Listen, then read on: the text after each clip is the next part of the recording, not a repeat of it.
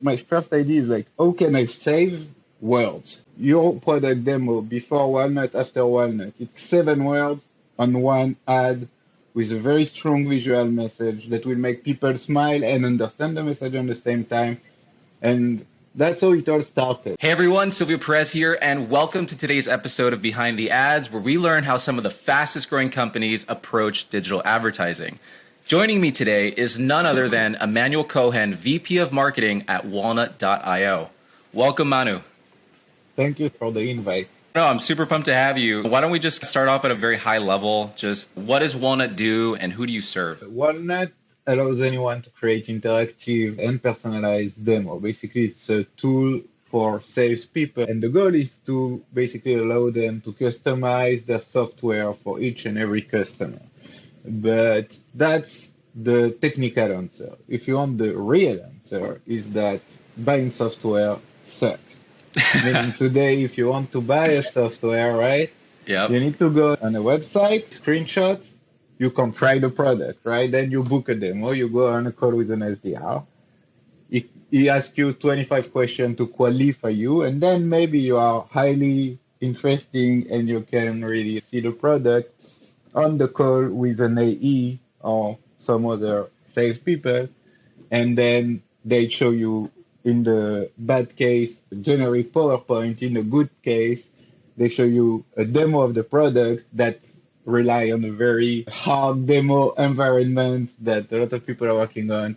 And at the end of the day, you get to try the product only when you buy it after 18 months of waiting. And that's what we are trying to change. Yep. With Walnut, you can embed the demo of your product on your website. The prospect can decide if you want. You can send an email, a link in your email of outreach, like your SDR can send a link to a demo, etc., until customer success, when you can have interactive tutorials on your website. And I think that's really like why we exist. We want to make the whole sales process a bit more customer centric. Yep. Not a bit more, hopefully, like a lot more customer centric. And I think like the best, if we are jumping to marketing already. Sorry to cut you off, but I'm getting PTSD just thinking about the amount of times that I have gone through that. So one of the things that I do is I do a lot of vendor discovery. So evaluating different partners and things like that. So different data sources. And I cannot tell you, especially with like data providers, they have very antiquated sales processes where it's just basic questions. Hey, how much does your tool cost? Or what's the use case, etc. It's like you have to have a alignment call, and then you have to have another call, and then you have to have another call. It got to the point, I'll actually tell you a quick story. I had this one vendor that strung me through 5 calls. And then finally, they said to finally move forward and get my answers, that I had to involve my CEO in the final call. And it got to the point where I'm a pretty nice guy and I'm patient, etc. But it got to the point where even I got like pissed, and I literally emailed him. I'm like, no one will join another call until you provide X, Y, Z. So definitely a huge pain point. Exactly. That's why we created the movement. We are prospects. And we created this video with a girl, I don't know if you saw it, trying to buy a shirt, and the guy answered her like she was coming to buy a software, and it went completely viral. And the what if B2B buying software happened in real life video? Yeah. Yes, absolutely. And I'll throw it on the screen here for everybody watching. Yeah, that went completely viral. And we had like company like HubSpot who joined the movement, and like it was showed at SaaSter, but by the CMO of G2, like really, like I think like buying software is a pain, and like if you manage to explain that with a simple metaphor, I think that people can really connect to this message. Yeah, totally agree. So that's why we exist, and that's our fight. A lot of fun in terms of marketing, at least. That's awesome. I think it's definitely a worthwhile fight. So you guys are definitely solving a huge problem, and thankful for companies like you. Next question, just at a high level, you guys are growing exponentially. You're advertising on multiple channels. What does your paid strategy look like just at a 10,000 foot view in terms of just where are you allocating your investment, et cetera, and how are you thinking about it? I think that like every SaaS company, like we with a lot LinkedIn, Google search. I think it's really don't have any crazy story about that. The most interesting part is like how we do it. I think that we are trying all the time to break the norm. Like on LinkedIn, you are very used to see like an image with a number or a customer with like, hey, this tool improved my productivity by 17%. It's nice. And then like you have a Walnut ad showing you like cat and a lion and Yep. your product demo before and after Walnut. And I think that's something that really stop you in your scrolling. And lately, I think that's when you reach out to me, right? The VP marketing of LinkedIn show our ad in their first marketing B2B event right after HubSpot and Salesforce. Yeah. And then it's like Walnut with a croissant before after. Oh man. Yeah, no, absolutely. I want to highlight something you said there. You said we're doing, and you said it nonchalant, but you're like, we're just doing LinkedIn and Google, nothing crazy, pretty standard. But what you said is we're trying to break the norm. And I think that's so important because one of my favorite sayings is it's not what you do, but it's how you do it and how you approach the execution piece. So that, and I think that's really helpful for everyone listening to really hinge on is there isn't a secret bullet, right? Like you're doing quote unquote like the typical strategy, right? And correct me if I'm wrong, Google capturing high intent, right? People who are already in market, they know they have a problem, trying to show up, convert those buyers. And then on LinkedIn, does that look like a mix of like awareness and then also conversion? Yeah, I think that's exactly what you say. At the end of the day, the how is much more important than the what platform you're using and who you are targeting. Like the goal is to really make people remember you, to hammer the same message, to try them all the time. Every time I try to publish something, it doesn't matter if it's an ebook or survey or a testimonial or whatever, looking what people are doing. I'm like, okay, I will do something different, something that will surprise people, something will like, and that's the way, like when you are systematically breaking the norm, people are like, wow, that's one night. Like just by looking at the ad, that's one night. I have an ad with a guy like doing yoga with the sunset, and like it's written on it like in a very beautiful font, right? Your demo is like mixing between worlds and like surprising people. Are like, what? That's the goal. The goal is to really like push people to stop and be like, okay, that was funny, that's something. And until today, our direct traffic, because of the brand that we built, is like so powerful. Like we know that the brand is working. People are connecting to one another, connecting to our messaging, to our humor, to our silliness, to our self-derision. But also like we have a kick-ass product behind, so like we can allow to play always like between these limits, and I think that's the most fun part in the job. And yeah, I'm curious. So, what is your process for brainstorming creative and copy? Because for those that don't know, Walnut has such a diverse creative toolkit, from highly produced videos with actors and a set and stages to literally just a image that you can make in Canva in 5 minutes, which is one of the examples you said, Manu, was the cat and the lion. You even had another one that I saw that was hilarious. It was a stock footage of some guy leaning back with like sticky notes on his eyes. And then you just had the tagline, "Stop boring your prospects, create killer product demos easily." So I would love to dive into what does your creative process look like? I guess we can start at very high level. I think ultimately what I've gotten is you're trying to stand out. You're trying to be different. You're trying to create that pattern interrupt, and you're trying to be memorable. So when it comes to the actual execution, on the one end, you have these highly produced videos, and then on the other end, you have these just really quick, for lack of a better word, like just easily implemented, low cost creative. What have you seen work better for you in terms of dollars invested? Was it the highly produced creative, or was it just those quick creative pieces that you made? So it's two different purposes. When I make a video production, I'm looking to create brand awareness. I use it really like organically, and I want to see what are the people reaction.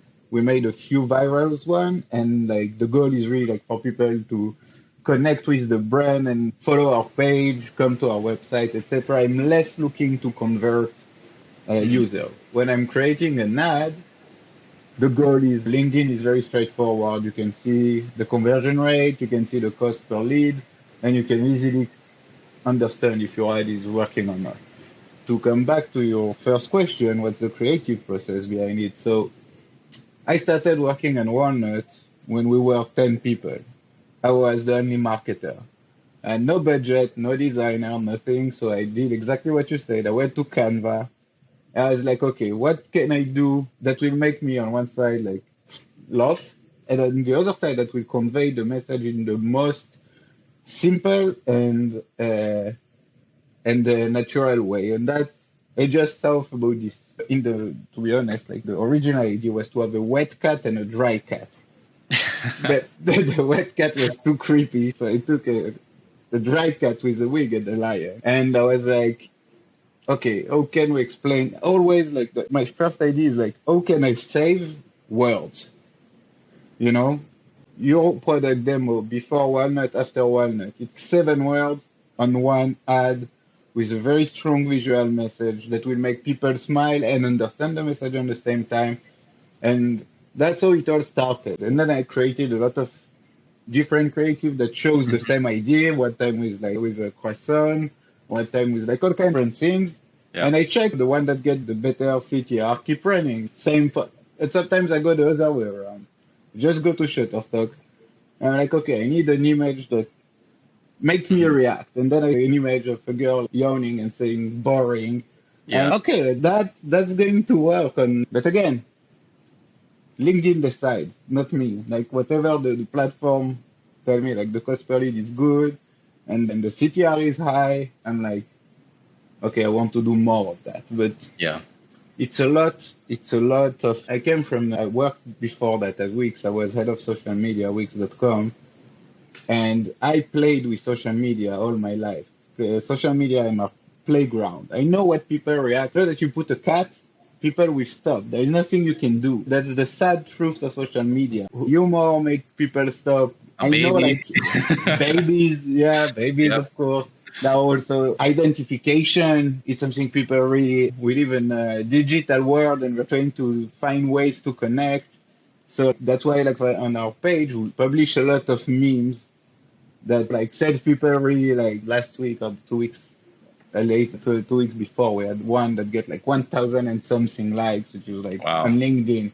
And you're like, what, how did that happen? Last week, we published one with Joey and not Monica, and Phoebe in France, you know, that she's trying to learn French. Oh, yeah. You know, I don't think I've seen that one. I have to check it out. So she's trying to teach in French, and at the end of the day, you go blah, blah, blah, blah, blah, blah. Yeah. So I done that. She's, can I try your product? Can I try your product? And he's like, got it. Can I put 7 calls and see a generic slide deck? I think it was like also very successful. Manu, I think you said, I have to highlight it because it's so impactful and I want everybody to really pick up on that. You said, I'm trying to convey and elicit an emotion essentially with as little words possible. And I think that's so key when we approach creative production, thinking about how can we actually create an emotional response? Because that, again, like that, ultimately that's going to create a pattern up that's going to get people to engage and keep your brand top of mind.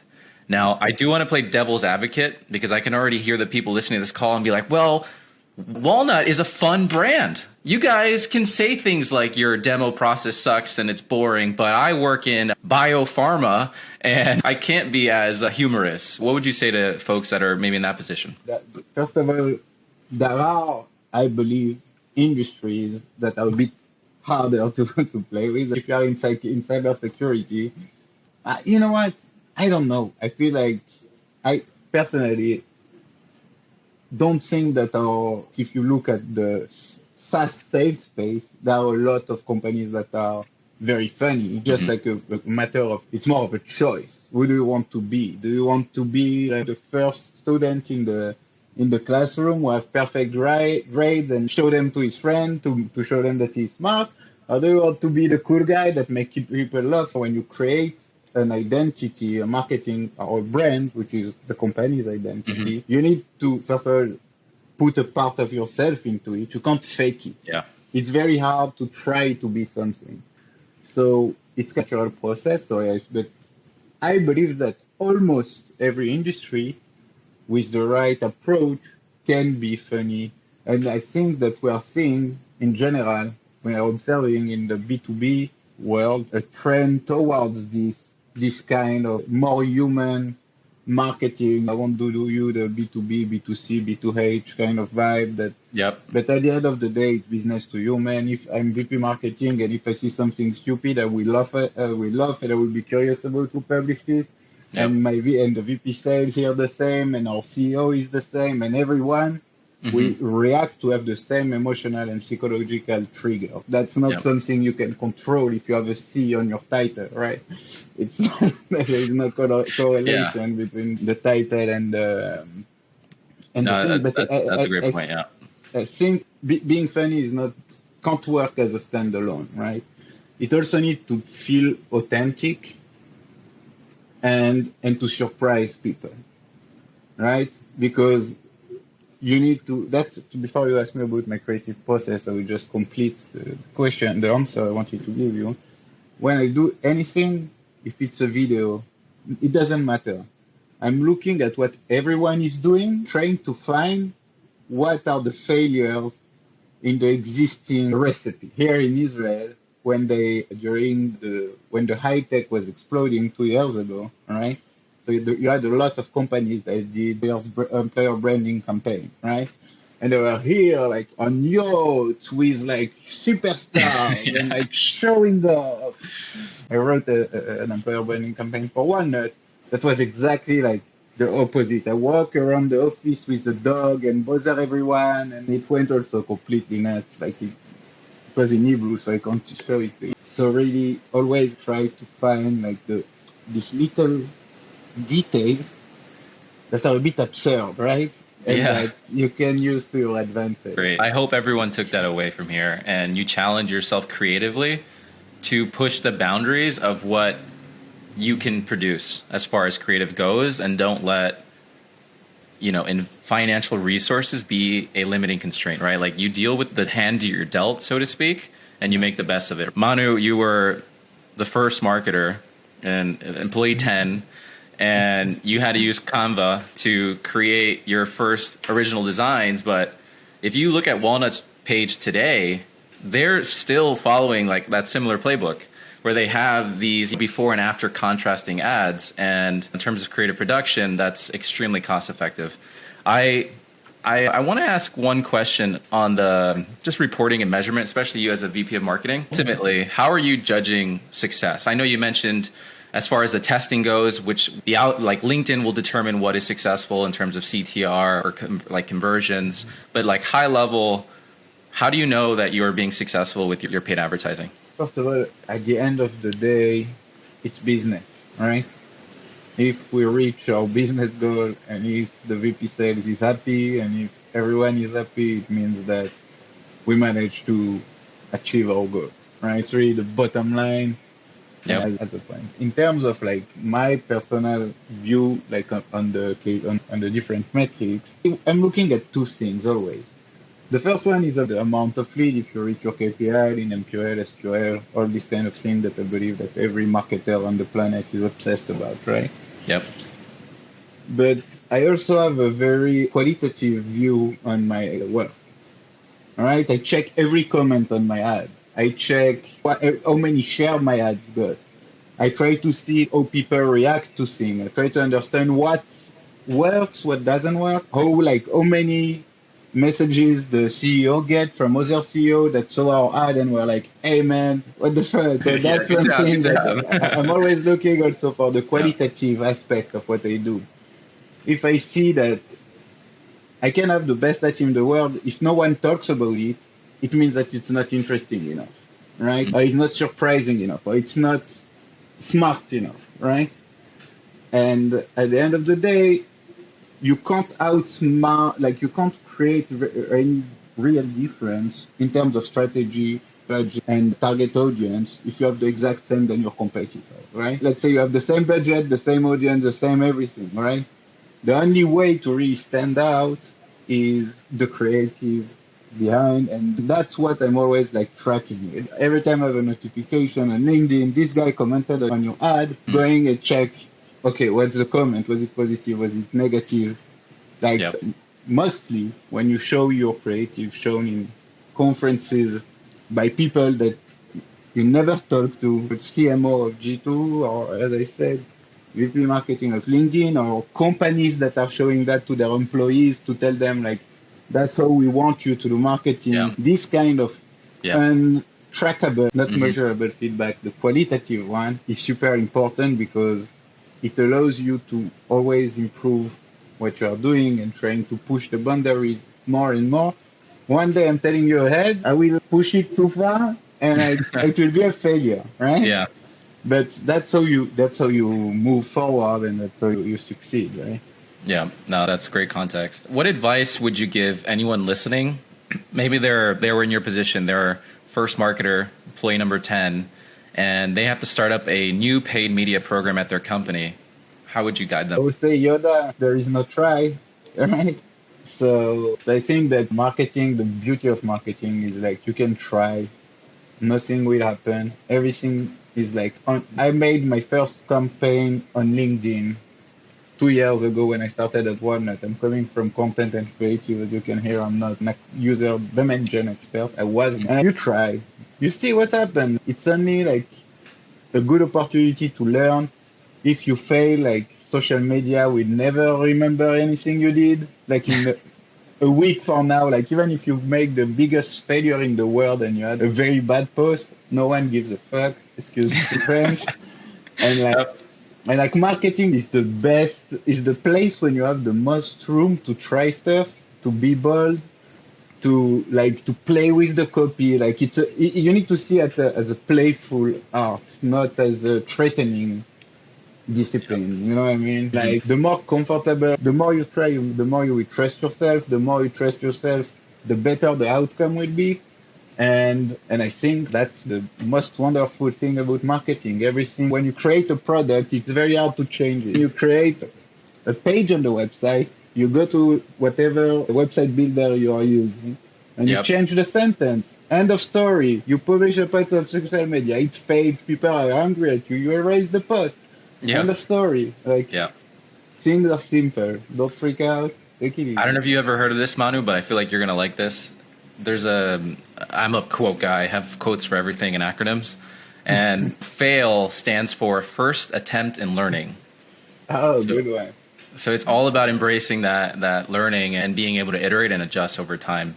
Manu, this has been remarkable. I hope everyone listening has gotten a ton of value from this and you push yourself creatively and really listen back to this episode a couple times because there's a ton of golden nugget. Manu, if people wanted to connect with you, where can they find you? LinkedIn, of course. And I read every comment on the Walnut page on LinkedIn. So if someone wants to find me, I will find him before. But yeah, feel free to reach out through LinkedIn. You can find me on the company page. There is my name and the employees, like everyone. And that's it. Cool.